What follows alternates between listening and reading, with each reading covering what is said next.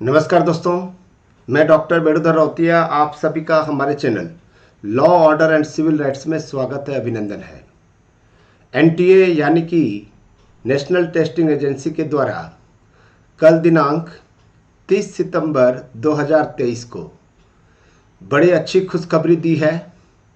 यानी कि NTA वीजीसी NET December 2023 के लिए ऑनलाइन एप्लीकेशन फॉर्म भरने का जो तिथि है वो दे दिया है।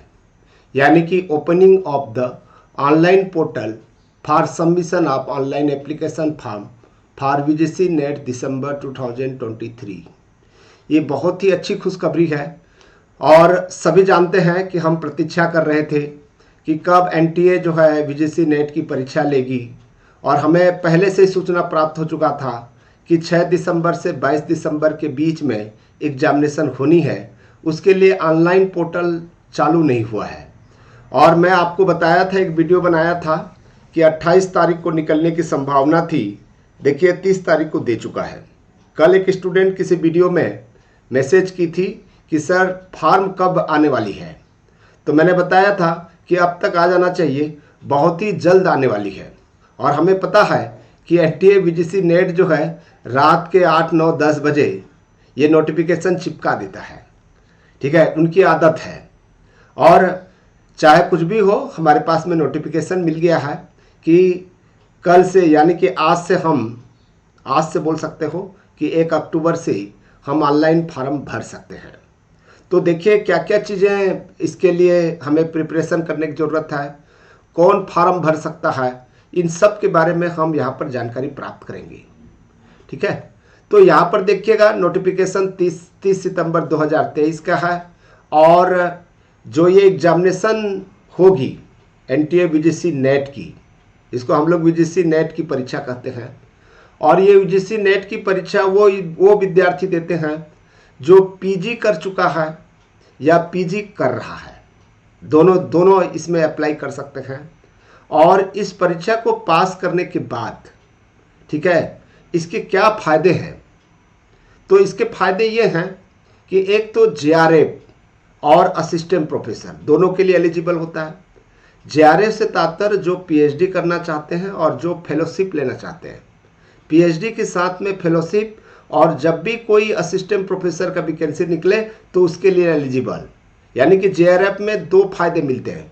एक तो पीएचडी करने का अवसर प्राप्त होता है और पीएचडी के दौरान कम से कम 5 साल तक उन्हें लगभग 40,000 रुपया पर मंथ फेलोशिप मिलती है, जिसको आप लोग स्कॉलरशिप भी बोल सकते हो। ये एक फ़ायदा है।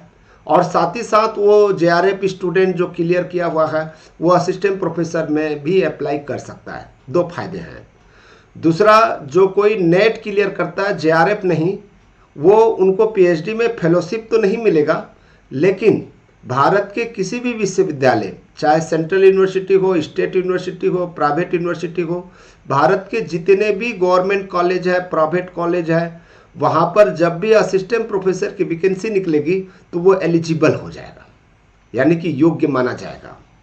तो इसके लिए शर्त वही है कि यदि आप जनरल से आते हैं तो आपके पीजी में 55% होनी चाहिए। आप सुनिश्चित कर लें कि मेरा पीजी में, जिस सब्जेक्ट में मेरा पीजी है उसमें 55% है। क्योंकि नेट में आप मान लीजिए 55 नहीं है, उसके बावजूद भी अप्लाई करते हैं और आप क्लियर कर लेते हैं, तो इन फ्यूचर में जब असिस्टेंट प्रोफेसर में अप्लाई करेंगे, चूँकि असिस्टेंट प्रोफेसर के लिए भी 55% मार्क्स जो है पीजी में होनी चाहिए। और SC ST OBC के लिए 50%। ठीक है, पीजी में 50% यदि प्राप्त किए हुए हैं तो आप इसमें अप्लाई कर सकते हैं। ठीक, तो देखिए वीजीसी नेट दिसंबर 2023 के लिए जो शेड्यूल दिया हुआ है, submission of online application form 30 सितंबर 2023 है। ठीक है, 30 सितंबर 2023 से 28 अक्टूबर 2023 तक बहुत अच्छा समय दिया हुआ है, लगभग 1 महीना है, समझ लीजिए। ठीक है, 30 सितंबर 2023 से 28 अक्टूबर 2023 तक ये क्लियर हो गया कि आपको आज से, यानी कि 28 दिन तक समय दिया हुआ है। मेरा केवल एक ही सलाह है कि आप लेट ना करें। ठीक है, आप ऑनलाइन एप्लीकेशन फॉर्म भरने के लिए तैयार हो जाएं। आजकल में ही ऑनलाइन फॉर्म भर लें ताकि आपकी स्टडी जो है स्टार्ट हो जाए। चूँकि ये हमारी एक तर्क होता है, एक हमारी सोच होता है, जब तक फॉर्म नहीं भरते हैं तब तक ना तो हम किताब खरीदते हैं, ना नोट्स बनाते हैं और ना ही हम अपनी स्टडी तैयार करते हैं। जितना जल्दी हो सके आप अप्लाई कर दें। इसके कई फ़ायदे हैं।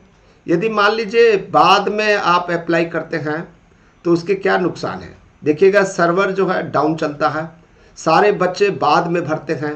और अभी आजकल में यदि अप्लाई करते हैं तो मान के चलिएगा कि अभी सर्वर जो है डाउन नहीं होगा, यानी कि बिजी नहीं होगा और बहुत आराम से स्मूथली जो है आप अप्लाई कर सकते हैं। दूसरा चीज़ है, यहाँ पर जो है एग्जामिनेशन फीस जो पे करना है, ठीक है। एग्जामिनेशन फीस जो है जनरल या अनरिजर्व कैटेगरी के लिए 1150 रुपया, जनरल EWS OBC जो नॉन क्रिमिनल हैं वो उसके लिए 600 रुपया, SC ST PWD, ठीक है, SC ST PWD और थर्ड जेंडर के लिए 325 रुपया है एप्लीकेशन फीस। और आप जो है इसका करेक्शन कर सकते हैं 30 से 31 अक्टूबर 2023 तक। तो इसलिए बड़ी सावधानी के साथ में आपको जो है करेक्शन ना हो, इस बात की चिंता आपके पास में होनी चाहिए कि जो भी मैं फार्म भरूंगा, ठीक है, जो भी फार्म भरूंगा बड़ी सावधानी के साथ में भरूंगा, आपको करेक्शन करने की ज़रूरत न पड़े, ठीक है। 30 से 31 अक्टूबर 2023 तक की समय अवधि दी गई है, तो इस बात को सुनिश्चित कर लें। यहाँ पर एग्जामिनेशन सेंटर के जो शहर का अनाउंसमेंट होगा वो दिसंबर के फर्स्ट वीक में होगा, क्योंकि देखिएगा जो एग्जामिनेशन सेंटर होता है, announcement of city examination centre last week of the November 2023, ठीक है, यानी कि नवंबर 2023 के पहले एक सप्ताह पहले, यानी कि नवंबर 2023 के जो लास्ट वीक है उसमें सेंटर बताएगा, यानी कि आपका प्रवेश पत्र दिया जाएगा, प्रवेश पत्र, ठीक है। प्रवेश पत्र में ही आपको कहाँ पर सेंटर दिया हुआ है वो पता चलेगा।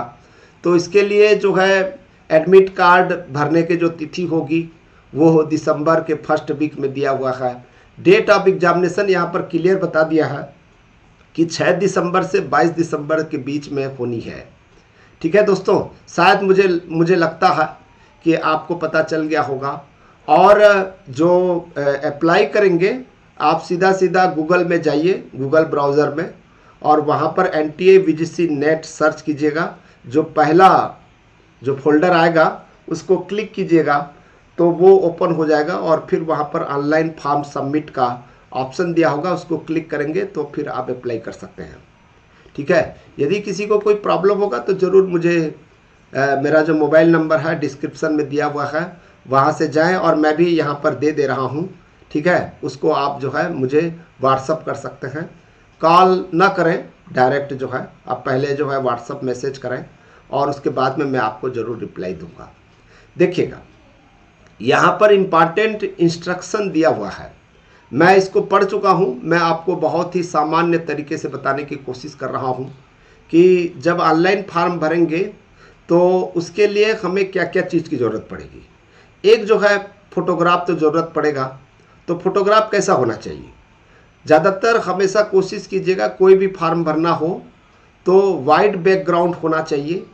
और जैसे मैं बैठा हूँ इसमें दोनों कान हैं वो स्पष्ट रूप से दिखनी चाहिए और बहुत साफ होने चाहिए। पासपोर्ट साइज का फोटोग्राफ होगा, कोई ऐसा टेढ़ा, कोई इस तरह या डिजाइन मारकर या ऐसे साइड करके फ़ोटो नहीं होना चाहिए। पासपोर्ट साइज का फोटोग्राफ का मतलब होता है कि आपको सीधे दो कान दिखनी चाहिए। जब ऐसा कर देंगे तो एक कान छिप जाएगा, कभी ऐसा स्टाइल मारेंगे तो कान छिप जाएगा, चेहरा नहीं दिखेगा। यदि आप चश्मा लगाते हैं तो चश्मा लगा कर करें, ठीक है। हमेशा ध्यान रखिएगा, सबसे पहली बात जो है पासपोर्ट साइज का फोटोग्राफ स्पष्ट होना चाहिए, वाइट बैकग्राउंड होना चाहिए। यदि कलर हो तो कैसे चलेगा सर, कलर तो अपना फ़ोटो हो सकता है, कोई दिक्कत नहीं है। वाइट बैकग्राउंड रहने से सारे एप्लीकेशन जो है एक्सेप्टेबल माना जाता है। तो इसलिए रंगीन जो बैकग्राउंड है वो रंगीन ना करें, ठीक है, ये सुनिश्चित करना चाहिए। वो भी चल सकता है क्या? बिल्कुल चल सकता है। दूसरा चीज़ है, यहाँ पर आपको ध्यान रखना है सिग्नेचर। सिग्नेचर इंपॉर्टेंट है।